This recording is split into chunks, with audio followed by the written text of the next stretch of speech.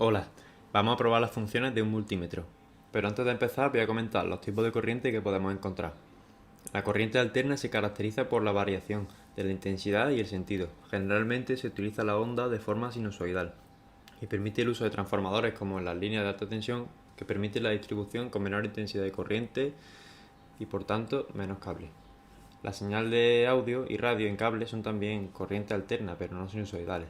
Al ser sinusoidales, la corriente alterna tendrá un punto llamado cresta de máxima intensidad, valor instantáneo, que se refiere al valor de fase de la onda en un momento dado, el valor medio, entre el máximo y el mínimo, y el valor eficaz, que es la intensidad a la que una corriente continua disiparía la misma potencia por efecto de calor en una resistencia. Para la entrega de potencia existe el sistema trifásico, que utiliza tres ondas desfasadas a 120 grados, haciendo esta más eficiente. Dicho sistema necesita tres líneas para las fases, una para el neutro y otra para la Tierra.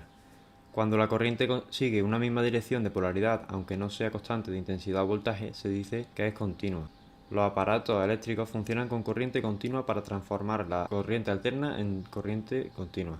Se utilizan rectificadores que mediante el uso de tubos de vacío o diodos fijan la polaridad a un mismo sentido y atenúan los cambios de tensión. Siempre el sentido será del polo positivo al polo negativo.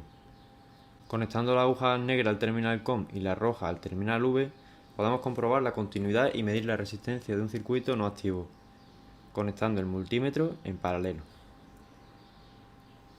Para medir el voltaje, diferenciando si se trata de corriente continua o corriente alterna y también en paralelo, colocamos el selector en un rango superior al esperado e iremos ajustando.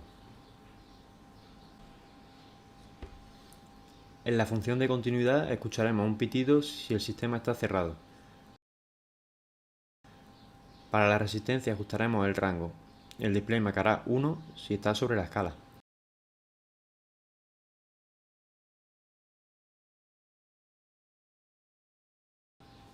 Para medir la intensidad colocaremos la pinza roja en el borne 10 amperios o de intensidad y seleccionaremos una intensidad identificando si se trata de corriente continua o corriente alterna.